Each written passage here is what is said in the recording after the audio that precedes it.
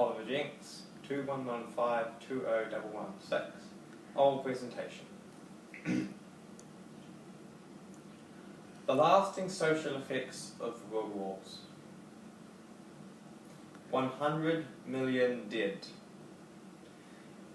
This figure includes only those who died in the world wars. It does not include those who died in Korea, Vietnam, or any other wars. To put this in perspective, this is 23 times the population of New Zealand, or 5 times the population of Australia.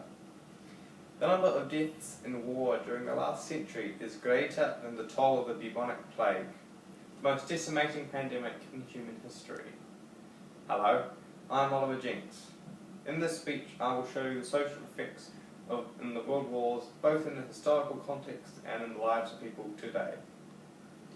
World War I, also known as the war to end all wars.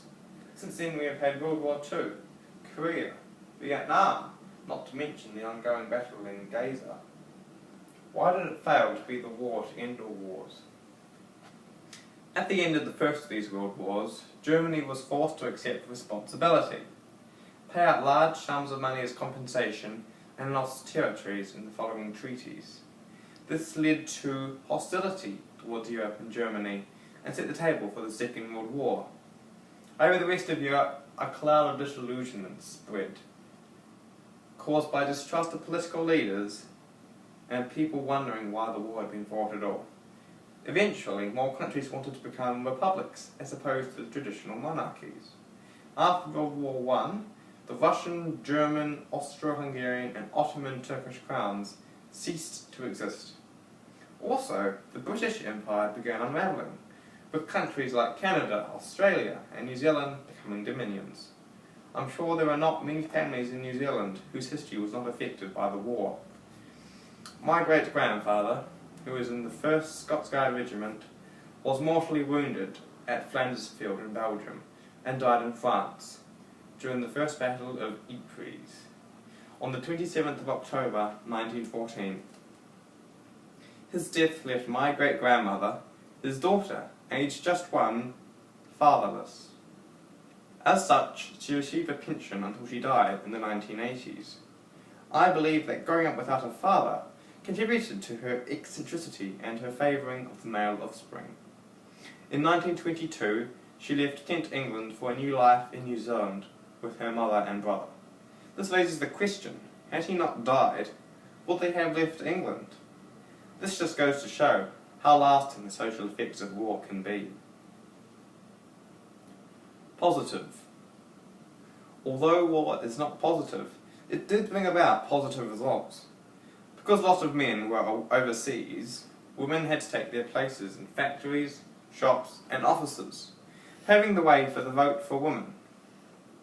Much technological growth occurred after World War I, including development of wireless communication, research and the development of weapons, aviation technology and machines of mass production. The social effects of this were widespread. Radio technology started to be produced to make life easier. Some machines of mass production began to replace people in factories, and aviation technology meant that alternative forms of transport started being produced. The end of World War II saw quite possibly the worst period in human history. Unimaginable lives across Europe had been lost. Much damage had been caused. Great Britain was in very tough times, having had spent much effort on the war effort. Life in Britain was particularly grim at this time. War rationing continued for the next 8 years, creating a miserable atmosphere. Furthermore, Britain had to borrow a lot of money from America, but did not finish paying this off for 60 years. This sped up the breakup of the British Empire. Countries such as India gained independence. Dominions such as New Zealand and Australia entered the Commonwealth of Nations. One of the sole positive effects of World War II was the forming of the United Nations, created to keep world peace as it still does today. In New Zealand, by joining the United Nations, it gave us a feeling of security, which was somewhat lacking after the war, because we were now aligned with more powerful countries. Furthermore, if either of the world wars hadn't happened, would society have advanced so quickly? I think not.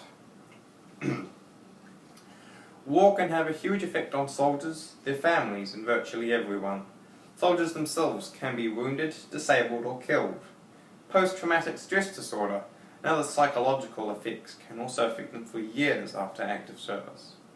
My great-great-uncle also fought in the trenches of World War I.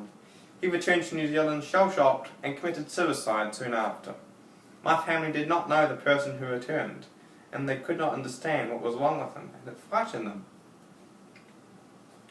I personally feel that war takes away an individual's rights.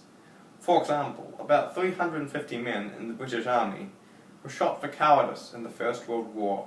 They were shot because they refused to take the life of another. War also influences those not in combat. During World War II, particularly in Great Britain, life was lived in fear of bombs, food was scarce, and many families were separated by sending their children to the countrysides, away from the major bombing targets such as London. The war changed many people's lives and their future descendants also. My family was not exempt from this. In Scotland, my great-grandmother died of pneumonia in 1938.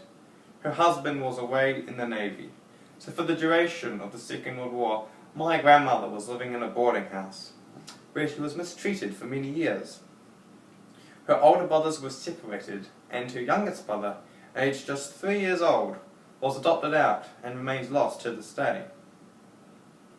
Eventually, after World War II, my grandmother and the remainder of her family moved to New Zealand from Scotland, a move she found extremely traumatic as she was teased for having a very strong accent, making her feel like an outsider. This follows growing up in an unloving and sometimes abusive environment. In conclusion, war is a terrible event. The lives lost cannot be compensated for by any advancements made as a result of war.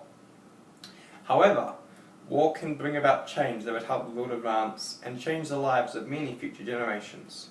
Without the war, I would probably not exist, for many of my relatives came to New Zealand as a result of the war. Again, this shows the lasting social effects of war.